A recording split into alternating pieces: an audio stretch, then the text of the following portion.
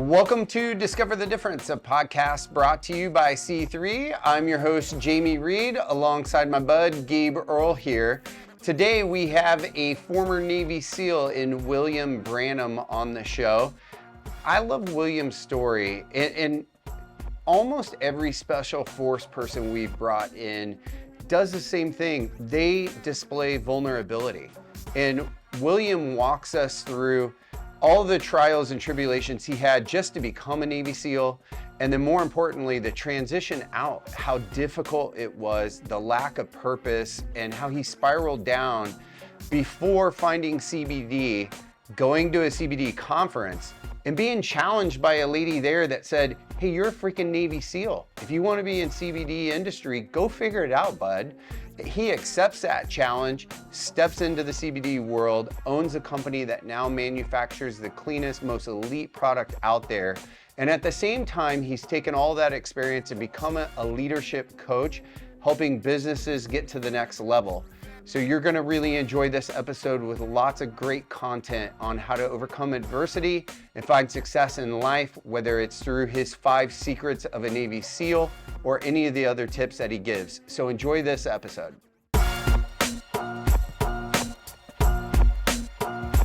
All right, William, so take us back.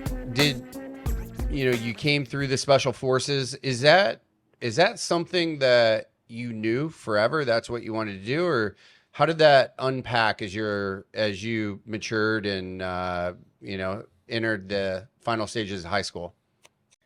So, I grew up, I'm very young, even though I'm going to sound old right now.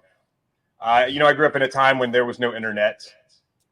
We didn't have cable. I was super poor growing up. We had 4 channels, and oftentimes it was a black and white TV where there was a channel up here and a channel down, and you had to do the one at the bottom, 82 turns to find the channel you wanted to be on.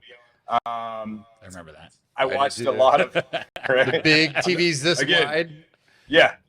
And rabbit ears and the whole thing to try and get the channel. So I grew up watching a lot of John Wayne movies. I watched, he was in a movie called The Green Beret. The Rambo came out. I watched a lot of Chuck Norris movies. I watched a lot of Kung Fu theater. And I remember thinking that I want to be part of some sort of small elite military organization when I grow up. I don't know what that looks like. Maybe that's an Army Ranger. Maybe that's a Green Beret. Maybe that's Chuck Norris was in a movie called Delta Force. Maybe I want to be on Delta Force where they drive dirt bikes and shoot rockets at terrorists and things like that. That sounds pretty cool. I haven't got to do that yet. At least the dirt bike rocket piece of it. There's still time. There's still time. Again, Kung Fu theater. So I wanted to be a ninja when I grew up. And I grew up hunting. I grew up in Mississippi. I was heavily involved in the Boy Scouts. And, because I was so involved in the Boy Scouts, the organization that I was a part of, they paid for me to go to this national jamboree. And it happens every 4 years. It was in Fort AP, Virginia. And we partnered up with another Boy Scout troop and went together. And I met a kid in this other Boy Scout troop. He was he knew his plan. He's like, when I graduate, I'm going to the Naval Academy. I'm going to fly F-14 Tomcats like Top Gun, and I'm going to be a Navy SEAL. And I'm like, that's cool. I want to go to the Naval Academy. I want to be just like you. I want to, fly F-14 Tomcats, and what's a Navy SEAL? And so he explained what that was. It's the most elite military organization in the world. They jump out of airplanes, blow stuff up, shoot guns, scuba dive. I'm like, where do I sign? And so that was kind of in the back of my mind, even though my entire childhood, I was like, I will never join the Navy. I will never be on one of those ships floating around out there in the ocean. That's just not who I am. That's not what I do. And so I came back from that trip, and I'm thinking maybe, Marine Corps Scout Sniper, because that sounds cool. Army, I don't know what I'm going to do. Something like that. And then the Navy recruiter called my house, and he was like, hey, just by chance, have you ever thought about joining the Navy? And I was like, man, yeah. Well, I was thinking about becoming a Navy SEAL, and I want to go to the Naval Academy, and I want to fly F-14 Tomcats. I totally took this other guy's idea. Those are mine now. That's yours now. And so, I did 1 out of 3. And the reason I didn't want to be part of the big green machine, the Army or the big Marine Corps or anything like that is, I also grew up watching movies about the Civil War and World War II. And I just remember like these troops just getting online, facing one another, either during World War II or the Civil War or whatever. And they're just like, fighting one another, like face to face. And I was like, that's dumb. Like that's your odds of, you're going to die. I want to not die. And I want to sneak around and take you out before you even know it. I don't like having a fair fight. I always lose fair fights. So let's just not be fair. And so when I had the opportunity to join the SEAL teams, I was like, that's the route that I want to go. And so I joined the Navy. I failed the SEAL screening test the first time I took it. I had a mindset issue back then. And it took me a long time to fix that because there's a minimum score that you have to get in to be accepted to go to SEAL training, to go to BUDS. And when I was taking the screening test, I was focusing on that minimum number. I got to get this small number. I wasn't thinking like, let's see the number for push-ups. You had to do 52 push-ups. Not that hard. Well, I wasn't thinking like I need to do 152 push-ups. So I got out of the pool. I'm doing my push-ups and I got to like 37. I'm like 38. I don't think I can do anymore. And so I ended up having to go spend some time on a ship. And that almost cost me becoming a SEAL because I went to a school. I graduated boot camp. I went to this school in the Navy that I have to go to advance in the Navy.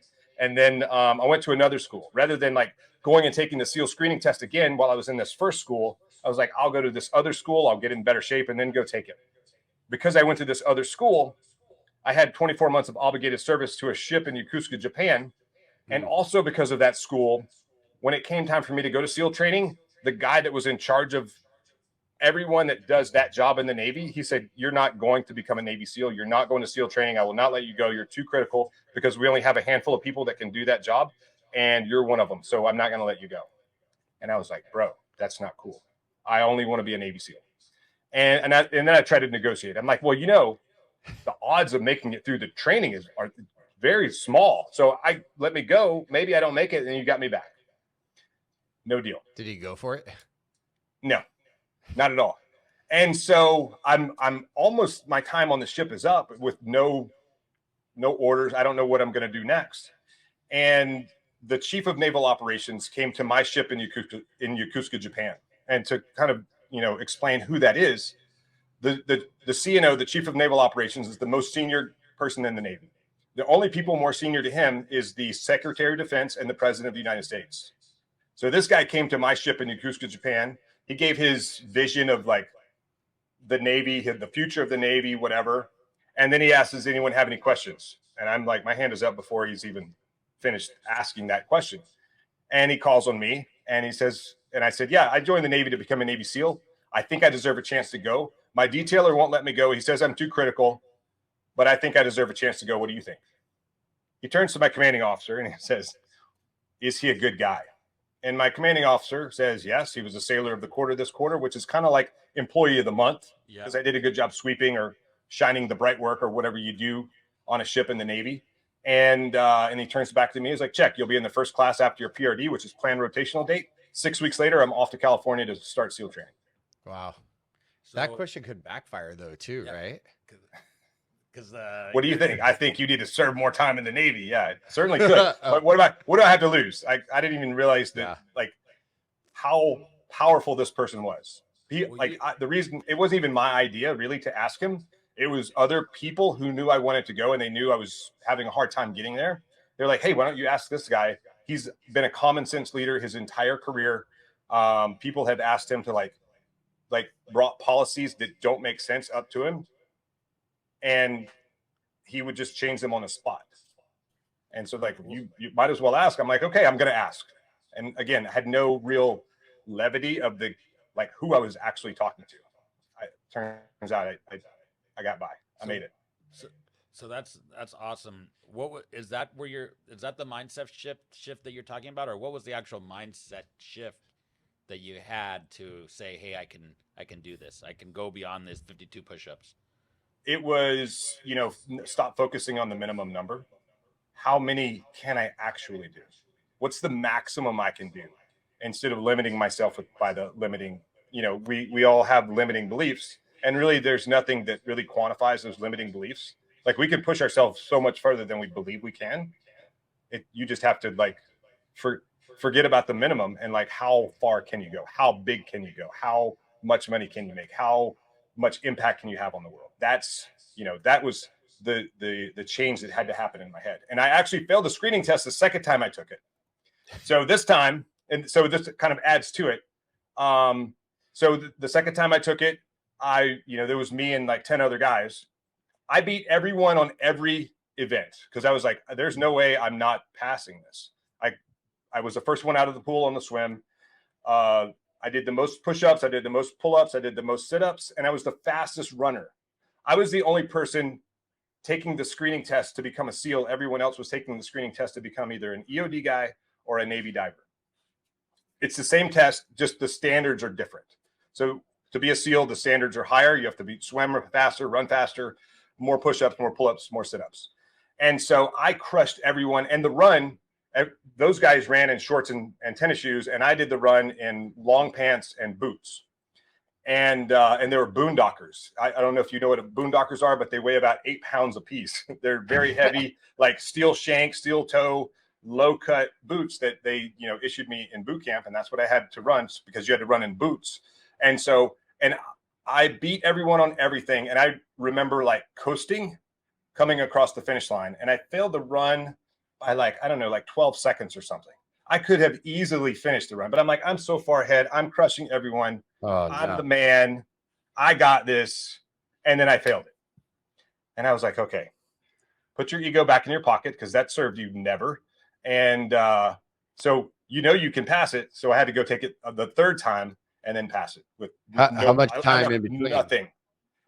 Between time two and time three. Like probably 2 weeks. You could just keep trying at it.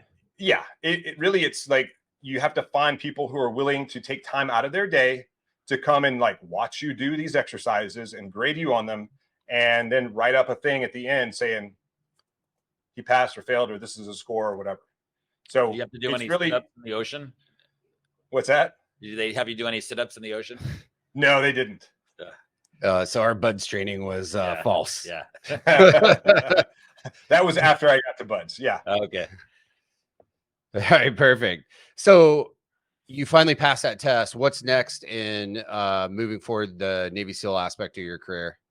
So that was, submit my package, request, hey, I want to go to SEAL training. No. The CNO says yes. Then I'm off to California for that 6-month block of buds. And it took me a short 13 months to get through that 6-month block, because,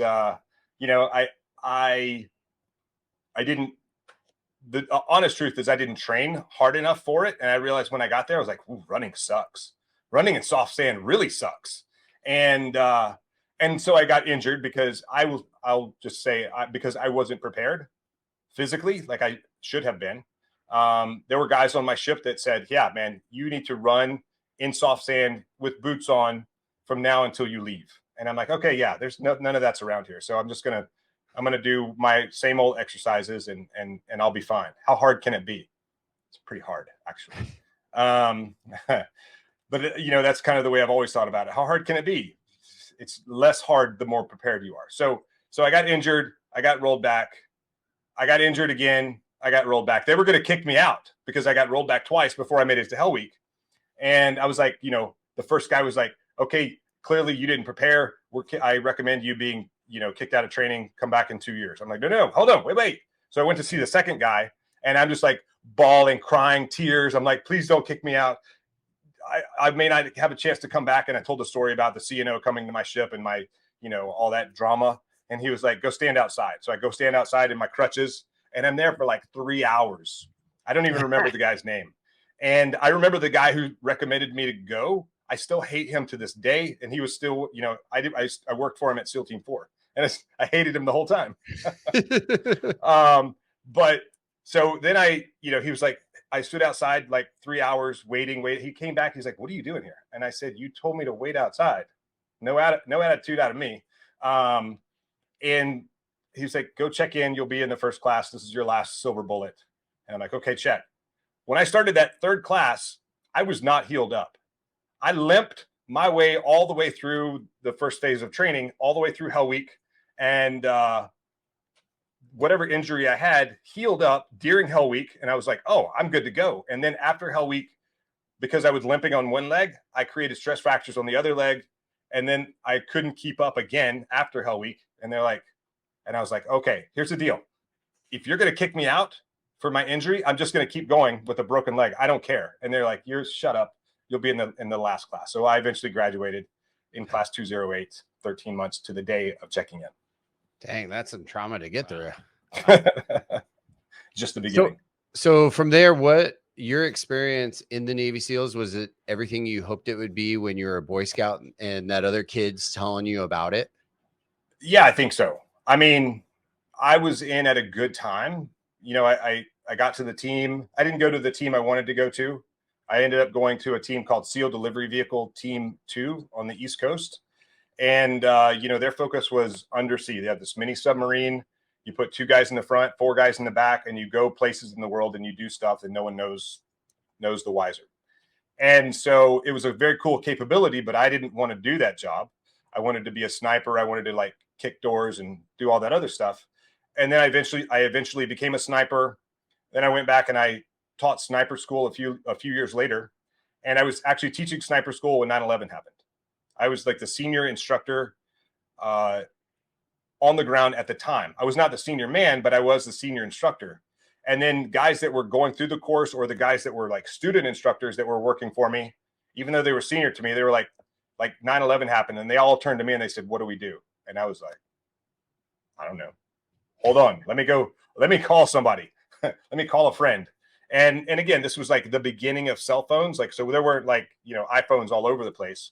And so I called the headquarters and I was like, hey, what do we do? Do we need to like load up? And we were in Indiana. Our sniper school is in Camp Atterbury, Indiana. And so I was like, do we like load up and go help with the recovery effort up in New York, or what do you want us to do? And they said, continue training, because we're going to need those skills very soon. I didn't really get the gravity of what that meant, but I can follow orders. So I went back and I told everyone, all right, we're going to take the rest of the day off, call your people, get your affairs in orders, because tomorrow we're going to hit it hard. And we did. And, you know, soon after that, we started deploying to Afghanistan. And then, you know, about a year later, we started deploying to Iraq. So you deployed as a trainer, or you were deploying as a... I left I finished my time as an instructor, and then I went and started deploying with the SEAL teams. Got it. And how many times did you go over there? I have 7 combat deployments. Wow. So I went to Iraq 4 times and Afghanistan 3. Wow. That's a lot, right? I mean, even for somebody who loves it and that's what you wanted, that has to become a lot after a while, right? It is. You know, I know guys that have so many more deployments, but you know, in the regular SEAL teams, we do 6 to 7 month deployments, and so each one of those was, you know, 6 months at a time. So I've lived overseas for a few years in those zones, and it's not all. It wasn't every deployment wasn't, you know, full on hard combat. Some of them were more administrative, more kind of peacekeeping, almost like go and train, you know, the partner force of the country, use them as, you know, your surrogate force for going and doing direct action missions or whatever, collecting intel, because the goal at the end of the day is to turn the country back over to the people who live there. Right. We don't live there. We have a you know, a vested interest, but we don't live there. So it's really to turn everything back over to them. So, but that doesn't mean that even though we were doing this mission over here of like helping build the country back up, we still weren't hunting terrorists at the same time. You know, it's obviously, you know, for the listeners, you know, everybody, you know, hears what you did and is really grateful and appreciative of your service. What would you say, like, what were some of the things that you learned the most from your time over in combat? You know, there are these soft truths, special operations forces truths. And, you know, one of them is people are more valuable than equipment. And that's absolutely true without the people, because it takes so much time and effort to train someone up to the level that we work at. And then there's so much trust that you have to put into them. Like, you're literally trusting your life. The guy that's to your left or to your right or behind you is going to pick up your six, if you will. He's going to like cover your back. If I go this way, I know that you're going to, if I turn left, I know you're going to turn right. I know you're going to, like, if I expose myself to a danger area, you're going to put yourself in that danger area to protect me and engage a threat if it's there. So there's a tremendous amount of trust and dependent on your people. And this is really a leadership lesson that comes from, going into harm's way and doing hard things. When you talk about that leadership lesson during that 7 different deployments, was there a moment where you're like, okay, this is what is beyond my time with the Navy SEALs, and like an epiphany you had that your next course of action? No. No. No. Go You back, just ran clean your up, get ready career? to do it again. Yeah. So how do you figure out your transition out of the SEALs if you weren't having some vision of what that looks like before? So for me, it was your time is up. You've spent, you get to stay in the military as long as you want, up to a point, that based on your rank and based on the job that you're doing. So I retired as an E8 enlisted. I'm the second to the most senior enlisted rank. And is that kind of like an Eagle Scout? Is that kind of like an Eagle Scout? Yeah, okay. Very similar. Is I can only go for 26 years, maximum of maybe 27 years if you go do some special job overseas somewhere. But I hit the 26-year mark. I was in absolute denial about getting out. I was like, I'm comfortable doing what I'm doing. And my last 3 years, I was working at the headquarters, doing science and technology stuff. We have a system called the Operational Deficiency Report, and so my job in that role was to go out and find new and create new technologies that didn't exist that would meet operational requirements that we had. So, for example, I went and partnered with companies. So I had a problem, and I would go to, different vendors and say, hey, can you help me solve this problem? And they would say yes and give me kind of a plan. And then I would go find money. And I went and found $16 million of other people's money to solve problems that we had and create prototypes. And then, some things became legacy items that are still being used today. But so I was in complete denial about, getting out. And then I was like, okay, I need to figure out a plan. So I started a company doing something similar to what I was doing in, at the headquarters in my last 3 years. But it was a grind that I did not like. I didn't like rejection so much. People telling me that I'm a criminal because I'm a consultant. I learned, very quickly I have to figure out what my new vocabulary is. And because they were like, oh, we've had consultants before, they suck. They just take money from us. And we never get any value out of it. I'm like, okay, well, I'm not that guy. I'll bring value. And then, but kind of along that way, I had a bunch of baggage, and what I call baggage, and I call it, I don't call it PTSD. I don't call it anything like that. I just call it baggage because we all have it. A lot of it is from my time in the SEAL teams. And there's a lot of it that is from some not so awesome relationships that we kind of talked about earlier, which I still battle with today. And I had, a lot of noise in my head, like negative self-talk and all this other stuff. And the only way that I could find to really dial that back or dull that out was just pretty much drink myself to sleep at night. And if you frame that a little differently, maybe that was me drinking till I passed out every night. I'm not really sure, but I can tell you that when you drink that much alcohol, you don't perform optimally the next day. It just doesn't happen. I tried. It just doesn't work. And so I had heard about this molecule called CBD. I was still in the military when when I heard about it. I was listening to a podcast, and the guy was talking about medical marijuana, and everyone knows the benefits. And we're still working on benefits of THC and figuring that out. But there's this other molecule that I think will be the next big thing. It has all these medicinal values to it. It helps with stress, anxiety, helps people sleep. It helps with pain. It helps with chronic inflammation. It helps with certain kinds of epilepsy. And I think this is going to be the next big thing. And so CBD was still kind of like black market, not federally legal. It was legal in places like Colorado and maybe California, where, marijuana was more legal, or medicinal marijuana at the very least.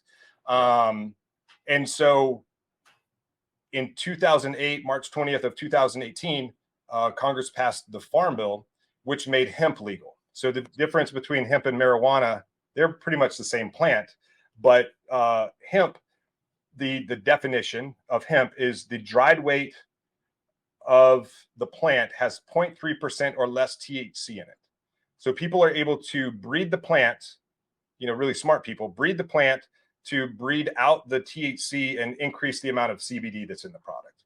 And so then there was this big craze of CBD products like flooding the market. And at some point, I think 2019, I was out of the military.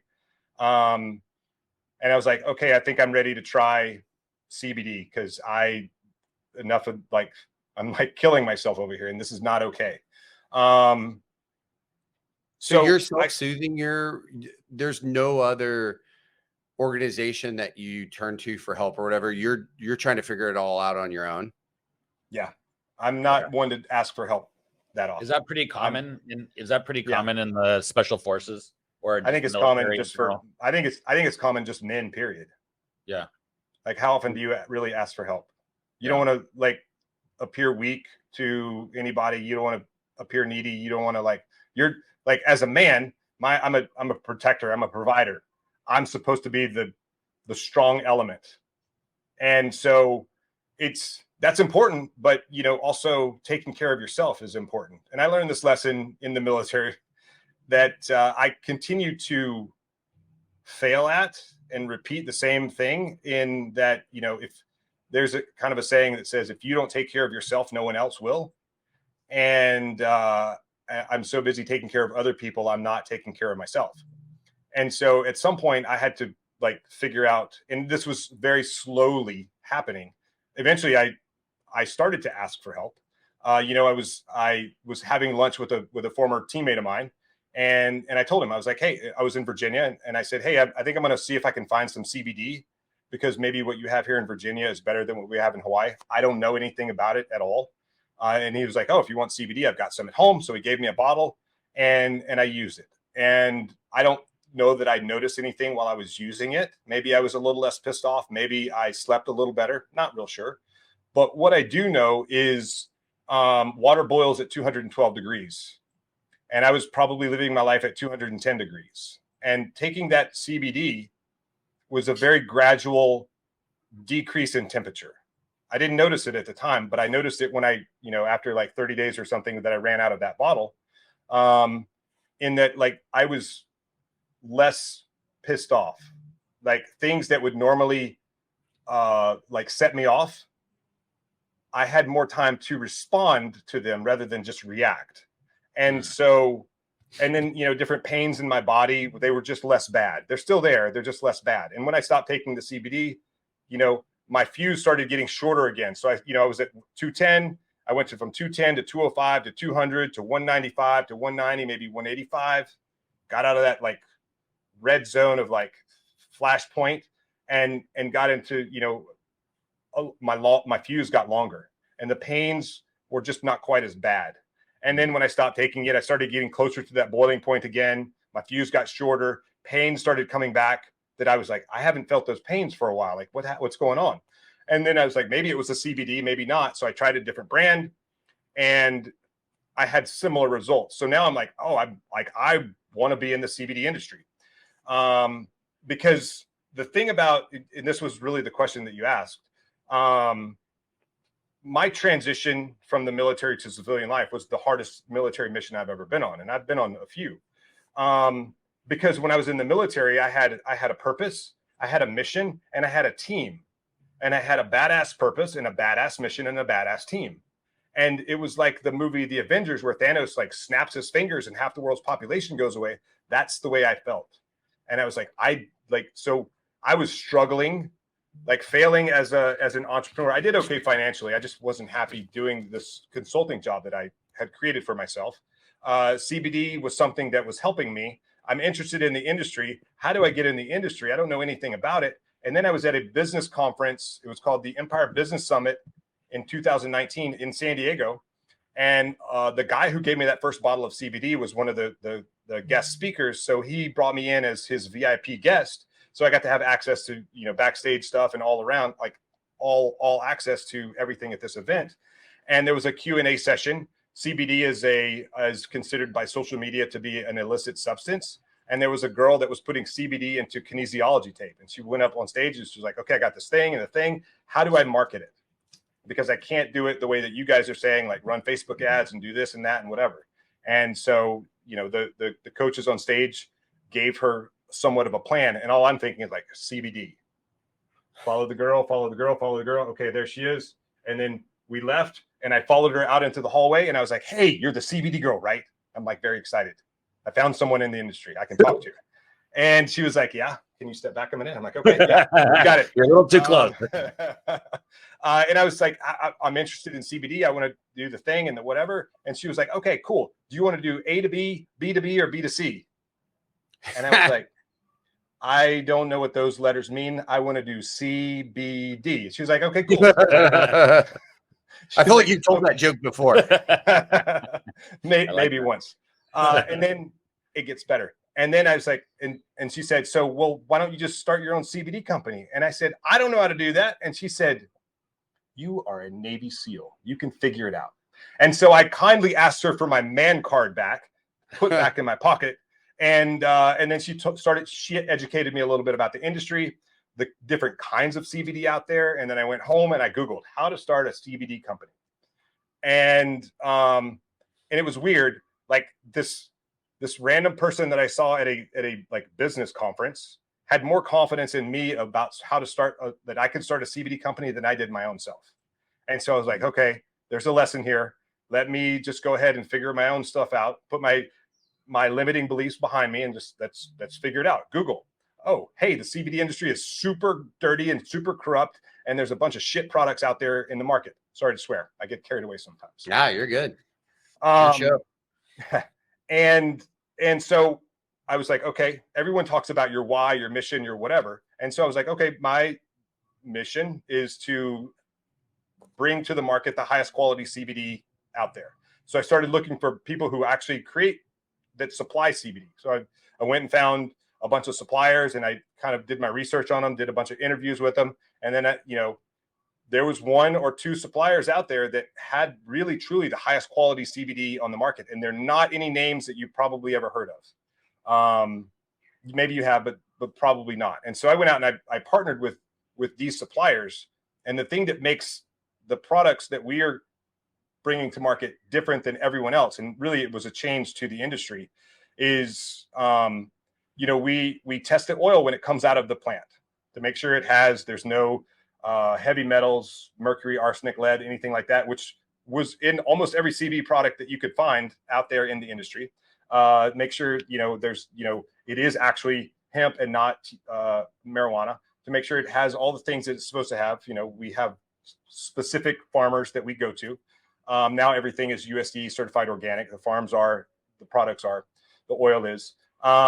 And we would test the oil to make sure it was good to go. And then we run it through the manufacturing process. And then we test it on the backside. Almost every CBD company out there wouldn't do that second piece of it. And what we found is while we were doing that, there would be sometimes contamination would happen during the manufacturing process, whether you turn it from a tincture that you put under your tongue. That's a pretty easy process to not mess up. A topical, a powdered energy drink, a soft gel, a pill that you take, or anything along those lines. And so what we found is there can be easily, like if you just mess it up a little bit, not pay attention a little bit, you can mess up the quality of the product. And so we would do testing on the backside to ensure that what you're actually putting in your body is actually what's in the bottle. What's on the label is actually what's in the bottle at the very least. So, when the industry first started going, there would be just dirty products on the market. Most products either wouldn't have CBD in them, or they would have not the CBD they said they had in them. There would be high levels of heavy metal, mercury, arsenic, lead, pesticides, herbicides, all in the product. And, you know, if you're putting something into your body to be a medicine, you don't want to be putting a bunch of poisons in your body. And so that was our initial mission. And then, you know, some more companies were being started to kind of catch up with the QA that we were doing. And so, you know, I looked at, like, I reached out to one of my coaches and I was like, hey, like, what do I do about this? You know, everyone has a premium quality CBD now. Well, what's your real mission for doing this other than you want to make money? And I looked at myself. I looked at where I came from. I'm a veteran. I have struggled, you know, from my time in the military. There's first responders struggling right now. And, you know, I saw the metric of 22-0. 22 veterans take their lives every single day. We've lost more veterans to suicide than we have in 20 years of combat in 2 theaters of war. Wow. And so that became our new mission, was 22-0, to eliminate veteran suicide. CBD being a modality that helped me turn down the noise in my head. It's helped many other people, even if it's not people who bought from my company. So is that your niche? Is that the niche that you're going after, is veterans? That's part of it. Veterans, first responders, that's part of it. But what I found is, you know, it's like everyone has stress and anxiety and pain and sleep issues and things like that. So that was my initial niche. Really, people are like, who's your avatar? And I'm like, veterans, maybe. And well, maybe they don't make a lot of money and CBD is kind of an expensive product. Maybe it's patriots. Maybe it's people who care about the military, who are also struggling, who want to help veterans. So, you know, it's interesting. I've had this company for the last, since I launched my company March 1st of 2020. So there's something else happened right after that. So even I don't remember what it was, but something happened right after that.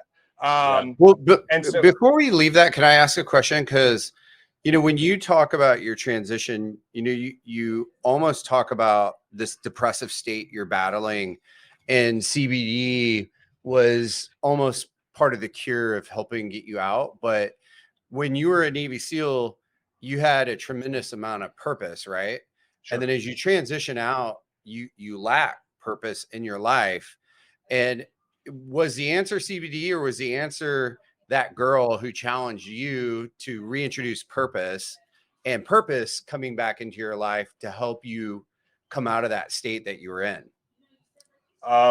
Both. CBD got turned down the noise.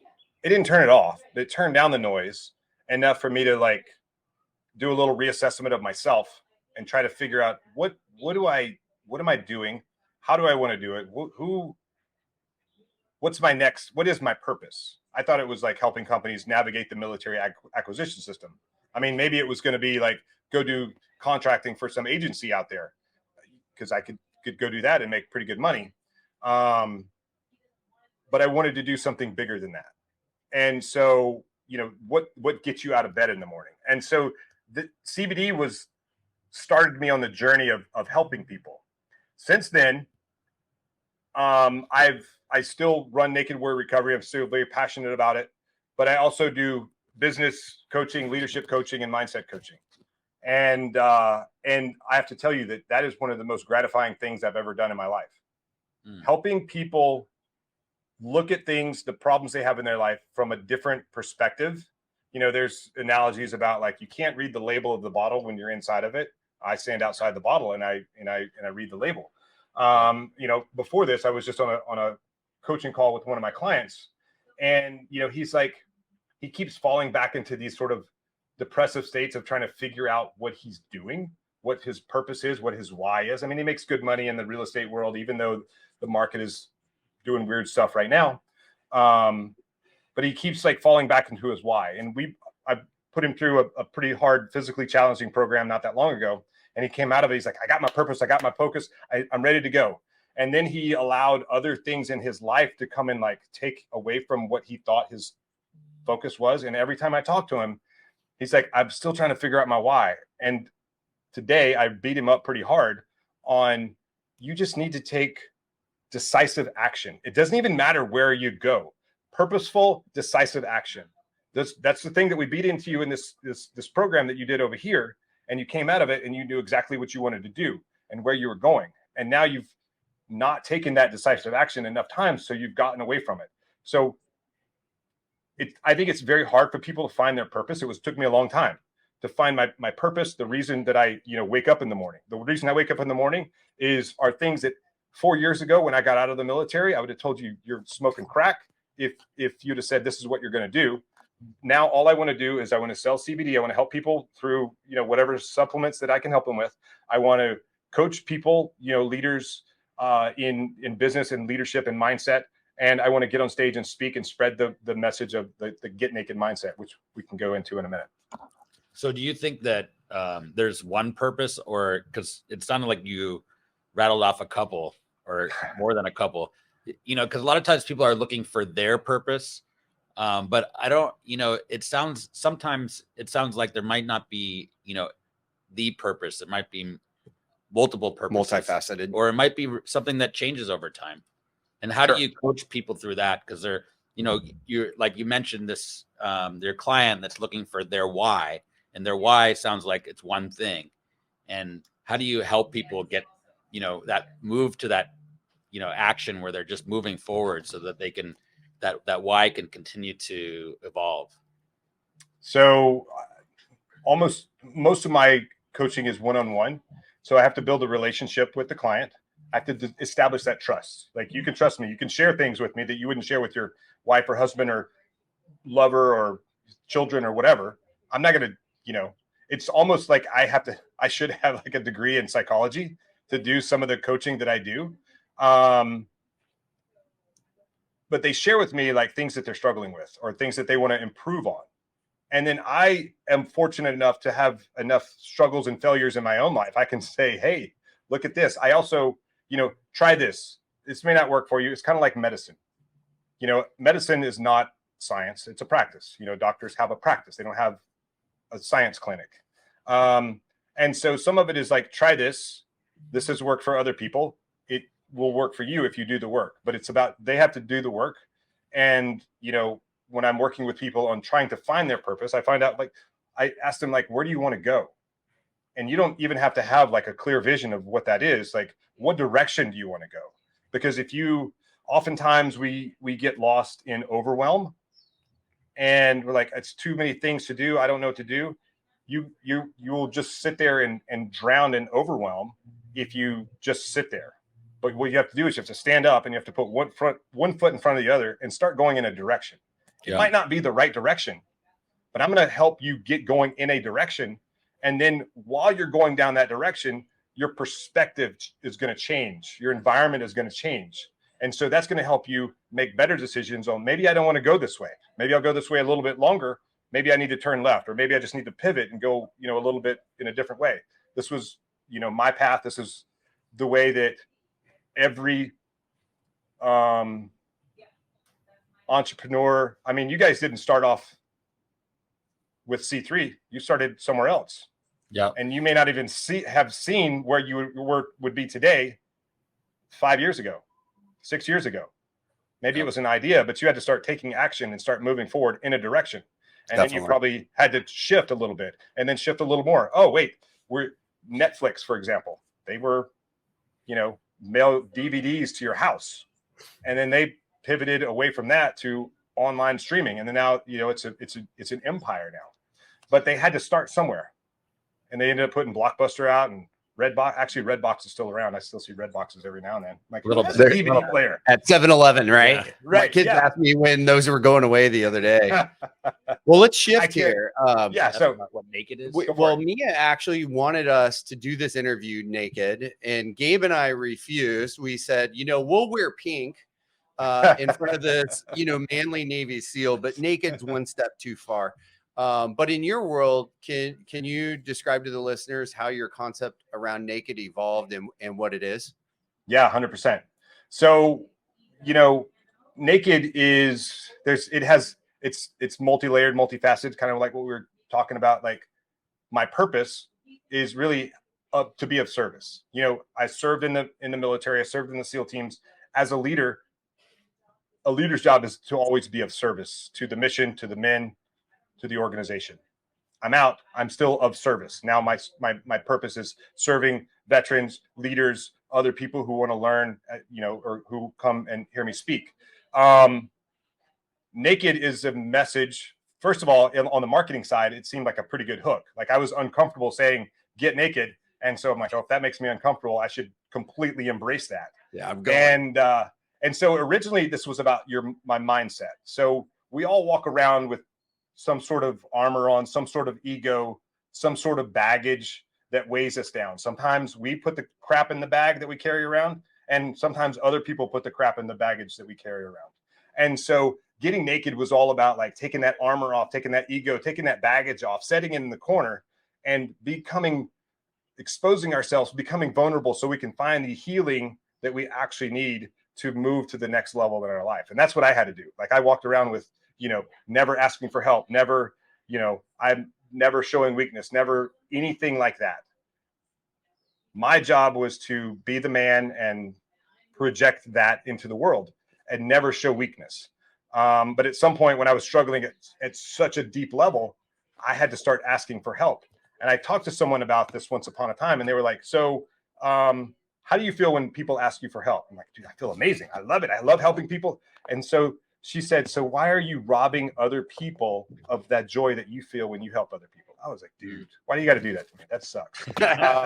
So I started asking more people for help.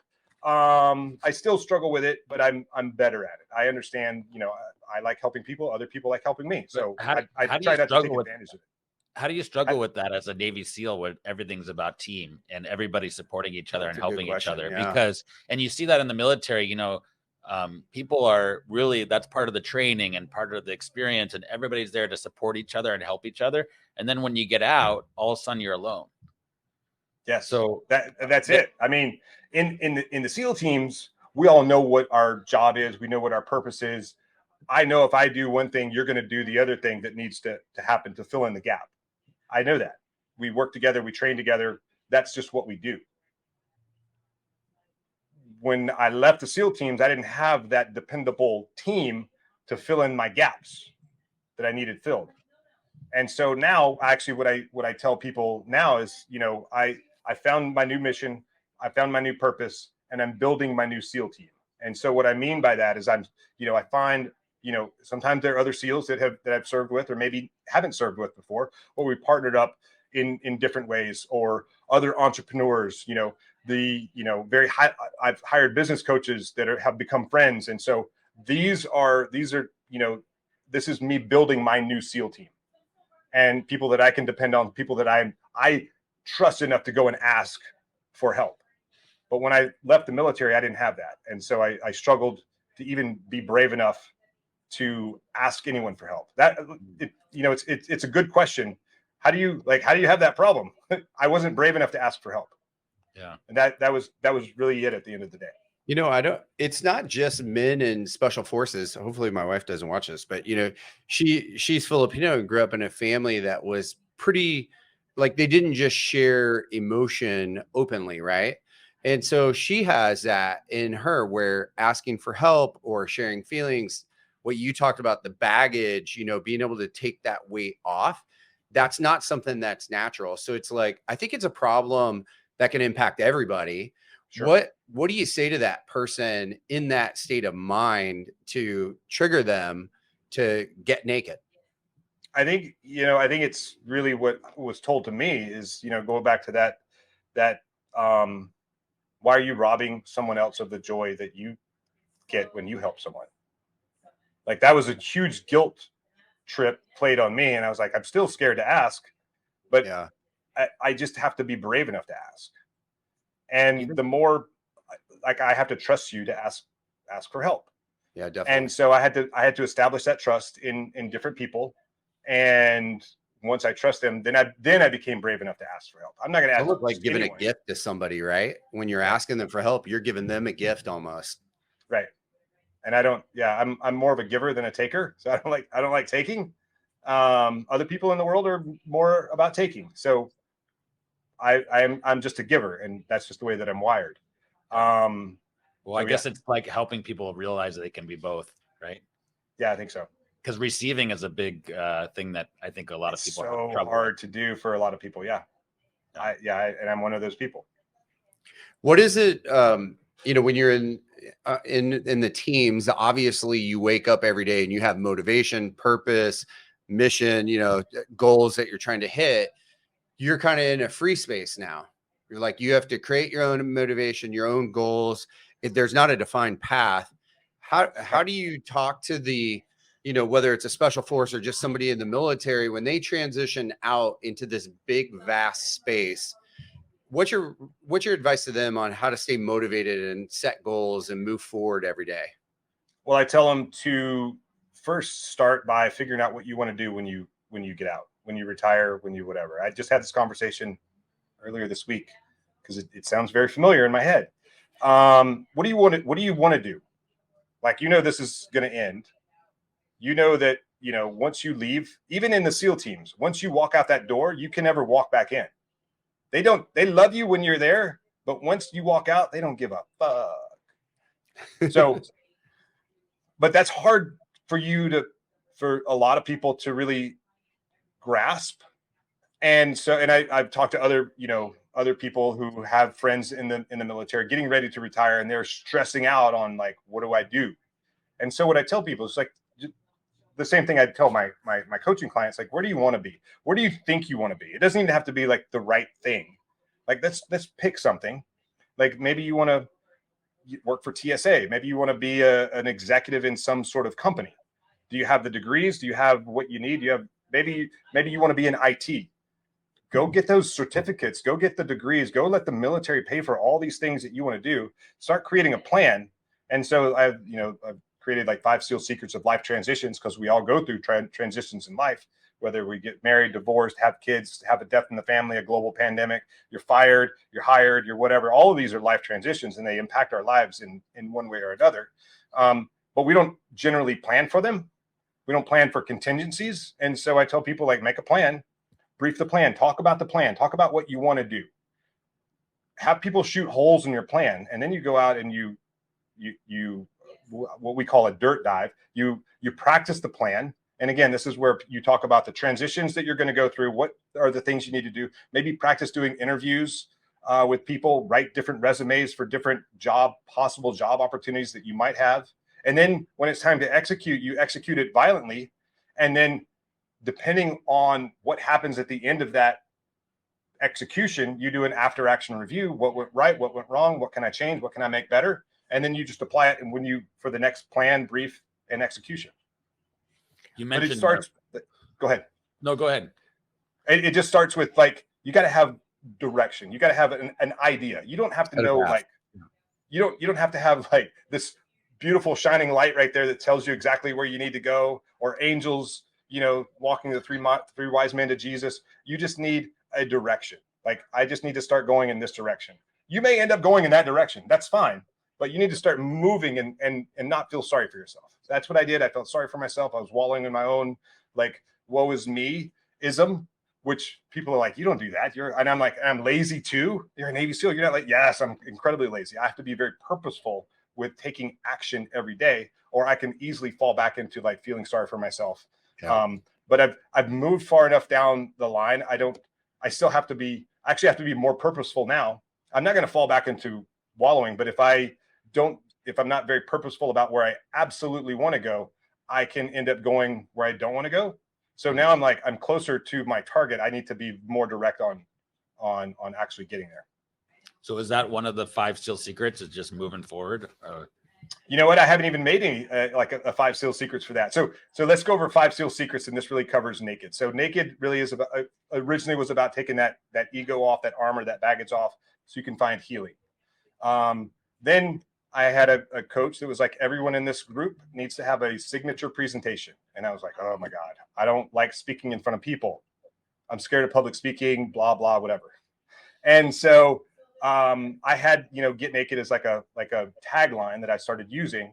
And so I turned Naked into an acronym. And so now when I get on stage and I share 5 SEAL secrets, it's 5 secrets to think like a Navy SEAL. And really, these were 5 lessons that I learned in the SEAL teams that I use every single day. It's sort of almost like my core values.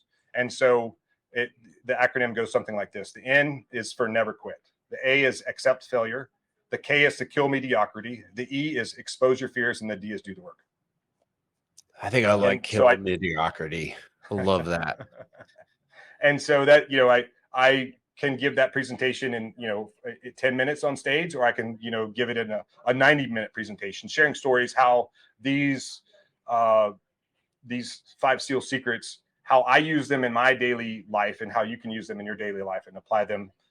Maybe you can use only 1 or 2 of them at a time, but if you can master these 5 in one area of your life, then you can master them in the next area and the next area and the next area. And pretty soon you're unstoppable.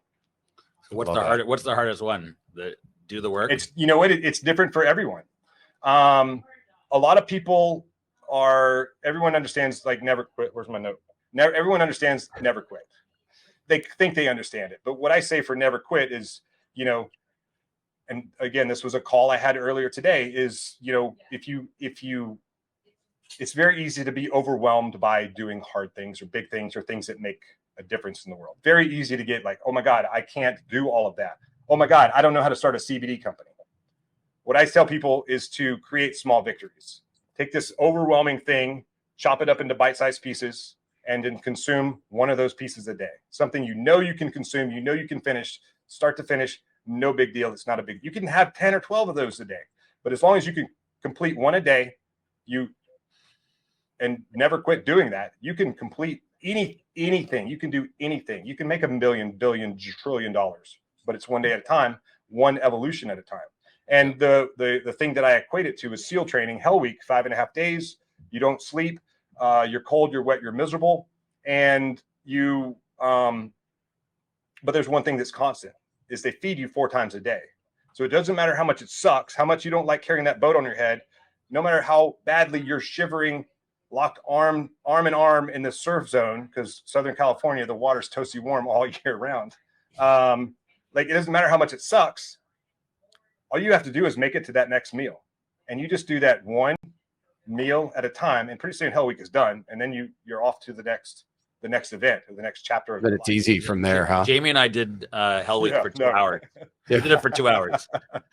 Well, instead of telephone poles, we're carrying like twigs. And instead of boats, we're carrying like model boats. But other than that, totally fine. The same thing. But we It know was pretty much exactly the same. Yeah.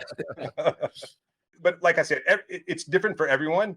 A lot of people either get the kill mediocrity and expose your fears are the 2. These are probably the most I get the most feedback on, because I have a website. It's called 5 SEAL Secrets, the number 5 SEALsecrets.com. You put your name and email in there, and then I email you a copy of these 5 SEAL Secrets. It's like a 7-page PDF with some cool pictures, and I break it all down, and then I follow up with the email. I'm like, hey, for me, and there's a little video out there, like, exposing my fears was the hardest piece for me, because I didn't want to tell anyone that I was weak or insignificant or I was struggling or anything like that. So expose the fears was the biggest thing for me. I've gotten through that, and now I have to kill mediocrity every day. So those are the 2 that really kind of I get the most feedback on, that people are working on the most.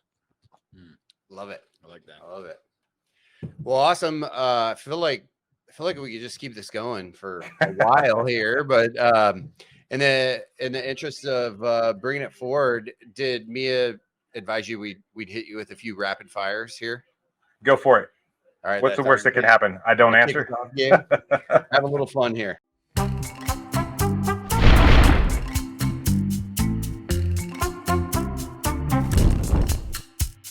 All right. Well, this one should be an easy one. What can you do today that you couldn't do a year ago? Speak on stage. If you could change one thing from your past or dictate one thing from your future, which would you pick? I think probably future, because the past is what has made me who I am today. The struggles, the failures, all of it. Like it. This one's more serious. If you're gonna go sing karaoke, what's your song? Hotel California, or something Eminem. I don't know. Hotel California. My boys I coach call it Mom Spaghetti. That's their Eminem song. You express your affection for being lazy. So when you're in Yes. lazy mode and you're hanging out at home, what's your go-to dinner? Steak and broccoli. It doesn't sound like lazy cooking though. Like that takes some work. It's easy. Oh, you know what? A bag of beef jerky. There you go. There you go. That's And a maybe some Doritos. Yeah. All right. What word or phrase do you just, hate hearing? Entitlement. I'm entitled to. Yeah. Like hate. Yeah, we hate that word as well. Heading into holiday season, what's your favorite holiday of the year? I like Christmas carols and stuff. So let's go with Christmas. You have your lights up already? No, I don't like decorating. I just like whatever. It feels good. It takes me back to like my childhood of like having fun at Christmas time. So your Sonos is already playing Christmas in the background. Is that what we're hearing? No. Okay. So this part is where we're asked you to reflect, really reflect back on, your younger self. And what kind of advice would you give William, his younger self, now everything that you know today? There's a lot, but I think, kind of what I mentioned earlier is, don't shoot for the minimum standard, shoot for the maximum that you can possibly do in everything that you do in life. Like it. Yeah, I like that too. So the show's called Discover the Difference. What's the secret sauce behind William that has driven you to get to where you are and take on what you have in life? Failure. 100%. I don't learn a lot when I do things right, but I learn a lot when I do things wrong. When I fail, like the plaques or whatever that you see behind me, these aren't successes. These are all failures. These are like how I rose from failure. I love that. Beautiful. It's something that we're always trying to figure out. How do we, teach our kids about failure and what that looks like? Because we're such a society of achievement. Right. Or we're a society of participation trophies. Yeah. You didn't earn it. All right. Sorry. So for our listeners out there who want to get engaged with you or Get Naked, what's the best way for people to reach out to you? I think through 5 Seal Secrets, that email comes directly from me. And if you want to get in contact with me, hit me back with, just reply to that email, or you can find me on Instagram at william.r.branum. And then I'm on Facebook and LinkedIn and a bunch of other platforms. But if you're interested in CBD, my website is NW for NakedWarrior-recovery.com. It originally was, I still have the URL attached to it, Naked Warrior Recovery. But then I thought, well, you know what? Maybe people don't want to write naked in their search engine. I don't know why. I just had an epiphany one day. And I was like, well, maybe I should change that. And NW Recovery was taken. So you have to put the dash in there, NW-recovery.com. All right, perfect. And you know what? If you guys don't mind, I'd love to give your listeners a discount code for any CBD products that they want to buy. And we can do it. Let's do C320 for 20% off. And as soon as we hang up, I will create that and put that in the system. That's awesome. Awesome. Thank you so much. It's great to meet you, William. Yeah, you as well. Thanks for coming on our show today. We appreciate your time and look forward to getting this out there. Yeah, and hopefully next time you're in San Diego or in Southern California, we can connect. That sounds good. I like that.